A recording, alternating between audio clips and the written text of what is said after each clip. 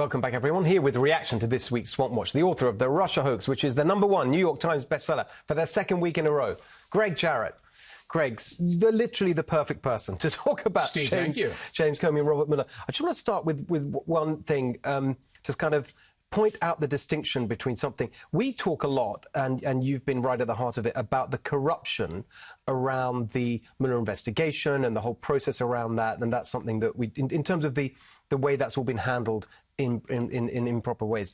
This is a different sort of corruption, right? In terms of the way they exploited their government jobs before the Mueller investigation even got going, right. In the sense that they're just the swamp creatures just like everyone else. What do you make of that? Well, you're absolutely right. They were leveraging their friendship to make more than $1 billion for Comey's employer. And of course, Comey is enriching his bank account all at the same time. But it's typical of these two, have been thick as thieves for years and decades in Washington, D.C., cashing in on their friendship in ways that are both financial and, of course, in terms of gaining high positions of public office.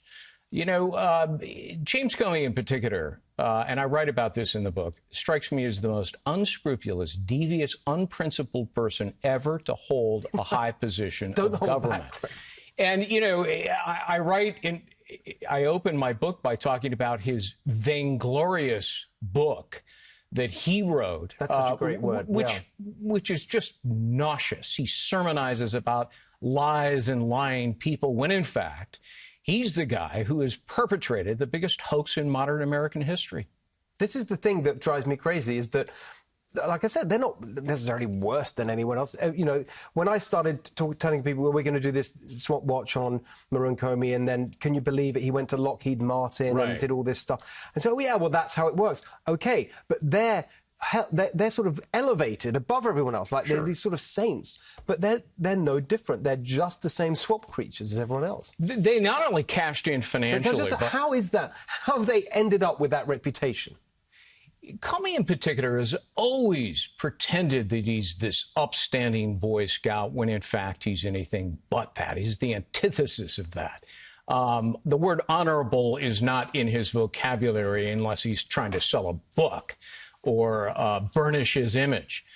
The fact is that, you know, Comey stole government documents, as I explained in the book. He then leaked them to the media to trigger a special counsel who just happens to be his longtime friend, partner, and ally to investigate the guy who fired Comey. And Mueller, in particular, has 3 different disqualifying conflicts of interest. He has ignored them with impunity. And then he doubled down and assembled a team of partisans. Mueller has sabotaged the integrity and the credibility of his own investigation. And Americans know it. Just look at the recent polls. His negative numbers continue to grow. Most Americans believe that this is the partisan witch hunt that the president calls it. And you've got to be suspicious. Just the last point I want to raise with you, this Apple business, right? You've got remember, it was Apple's lawyer. Not for the firm, but in his law firm. And then they, after all this fuss about we're not going to cooperate with the FBI over San Bernardino, when it comes to Paul Manafort, they hand it over. Right, exactly. And, you know, the Manafort investigation was without authority and it was illegitimate. Mueller can only bring a case that arises out of his investigation. This did not. Mueller went over to the tax division of the Department of Justice archives and blew the dust off an old case and then decided to bring it to harm Trump. And he used, as you pointed out in your monologue, apparently, Tim Cook at Apple to help create even more evidence against Manafort. It's the whole thing stinks. Anyway, Greg, thank you so much for joining us tonight. Congrats on the book. If you haven't bought it already, make sure you get it.